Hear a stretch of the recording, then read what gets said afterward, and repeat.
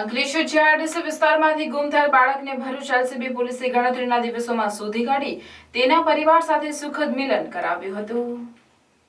ગઈ તારીખ 31/5/2024ના રોજ સાંજના સમયે ભારતીબેન ગિરીશભાઈ વણકરનો દીકરો કાર્તિક ઉંમર વર્ષ 8 ઘરના નજીક આવેલ ગ્રાઉન્ડમાં રમવા ગયેલ અને ત્યાંથી કોઈને કંઈ કહ્યા વગર જતો રહેલ અથવા સંભવિત રીતે અજાણ્યા ઈસમે અપહરણ કરી લઈ ગયેલ હોય, જેથી ભારતીબેન ગિરીશભાઈ ધનસુભાઈ વણકરે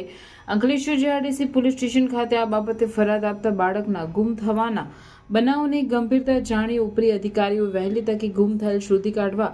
જરૂરી સૂચનાઓ અને માર્ગદર્શન આપેલ, જેથી Bharuch LCB police inspector MP વાળાએ ટીમો સાથે સ્થળ વિઝિટ કરી ગુનાવાળી જગ્યાના આસપાસના સીસીટીવી ફૂટેજ, ટેકનિકલ સર્વેલન્સ તથા હ્યુમન ઇન્ટેલિજન્સથી અલગ અલગ થિયરીના આધારે